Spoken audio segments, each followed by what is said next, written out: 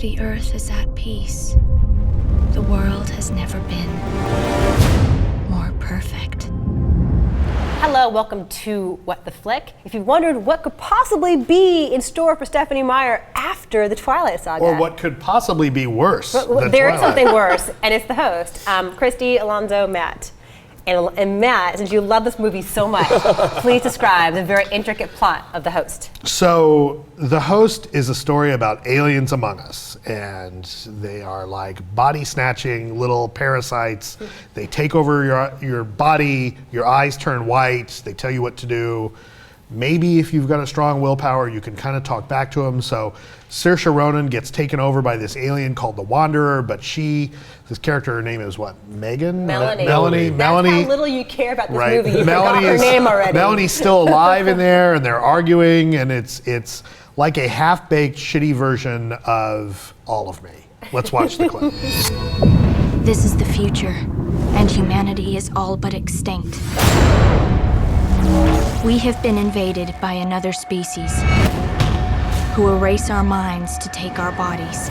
I was thinking that the whole time. But that one scene with Steve Martin and Lily Tomlin going, Edwina, basketball, put Edwina, basketball, go fix ball. And that was a good movie. That we were saying walking out of this. That's like a good 80s kind of high concept totally. comedy. And I was rewriting this movie as a French farce the whole time, because you've got the guy who's in love with Saoirse Ronan before she got taken over by the alien, and the guy who's in love with Saoirse Ronan after she gets taken over by the alien, and it's the same girl, you know. Right. It's just crazy. Oh, it's a Stephenie Meyer love triangle. Is that a three-way when they're both inside the same body? I don't even know. It's a 4G. Yeah, it's a square. That's an actual word. There's a whole lot going on in this movie that makes no sense at all. And you have all these long scenes of Saoirse Ronan like arguing with herself, but when it's talking, it's the alien. When it's the voiceover, it's the human. And I almost wanted there to be like a ghost Saoirse Ronan that she could have arguments with, just because so we wouldn't have these. A sock puppet.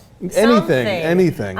It is very pretty. This comes to us from Andrew Niccol, who also did In Time and he wrote The Truman Show. He wrote The Truman Show and he did Gattaca. Okay. So Gattaca's it's a great very movie. pretty. Truman Show, great movie. He likes to do these sort of future dystopias with a fly in the ointment. That seems to be his. And as we were saying, thing. walking out, like some cool ideas. It's cool to look at, some clever ideas, but on the whole, it's just really silly. It's really stupid. Now, here's terrible. a big problem with this movie. Okay. There's the guy who loves the human, there's the guy who loves the alien, and there's the brother of the guy who loves the alien who wants to kill the alien.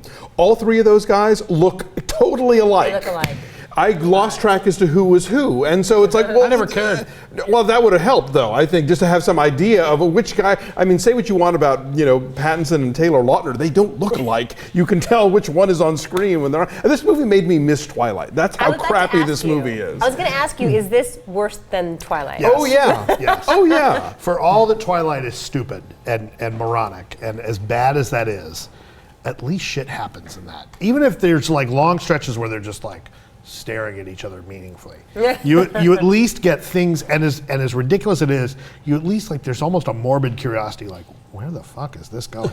This movie, I didn't care. If I hadn't had a Red Bull right before the movie, I'd have been asleep. You sounded kind of sleepy. You were breathing in a way that suggested to me that you were like on the verge of dozing. I was. This movie sucked. It's the kind of thing where, and again, it's that Twilight thing of, she's the specialist girl in the world because, the entire planet has been taken over by these like alien symbiote parasite things, but only Saoirse Ronan has the gumption to like fight back and talk back and occasionally have some motor control when it fits the plot. And it's also a huge waste of her. If you look at a movie like Hannah, oh yeah, which was such a badass like sci-fi action movie. She's an interesting actress. I mean, she's an interesting face. Just imagine how much worse presence. this would have been without her.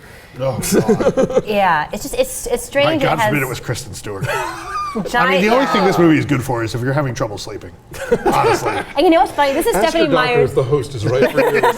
This is Stephenie Meyer's like adult follow-up. Like this is supposed to be for grown-ass people compared to the Twilight movies. I couldn't figure out what this is supposed to be an allegory for. Okay. Because is good it sci-fi, about- I feel like Yeah. good sci-fi should be, some of the best science fiction is an allegory for a lot of things. In the original Invasion of the Body Snatchers is an allegory about the rise of communism, Sure. right? Wrath of Khan is about facing one's own mortality. I mean, you could go a list of classic sci-fi movies and kind of talk about the points they're making.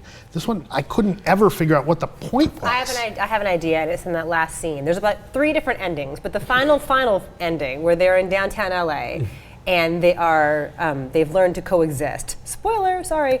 Maybe it is about the need for tolerance and open-mindedness. It might also be about young women not feeling like they're in control of their own body or their own emotions. Maybe. No. I don't. I mean, you could.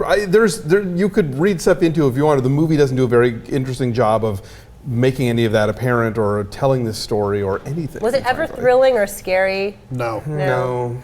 I will say, I do kind of want one of those shiny lotuses to drive across the desert. Oh yeah, everything. All the bad guy vehicles and guns in this car are covered in chrome, like the helicopters and the motorcycles. Right. And I'm thinking, you're in the desert. Like the people would be going, turn it off. And I have to say, William Hurt's little cave commune is very cool. The production design for the cave is pretty groovy. And even her apartment, she has this like design within reach, kind of mid-century modern apartment that she has to live in when they are trying to, I don't know, capture her and hold on to her. Anyway, it's dumb. We should do numbers, please. What's your number? Matt Atchity. There's one good line in the whole movie, and it's about the Volvo.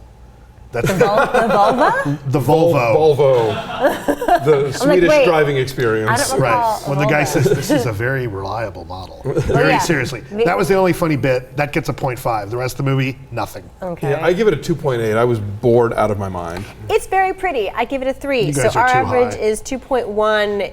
And we, compared to the tomato meter, yes, we are a little high because it's only at like 12. That's too high. And they wanted to embargo reviews until Friday morning. So Gee, good luck with all why? that. That has not happened. So don't go see it. Bye.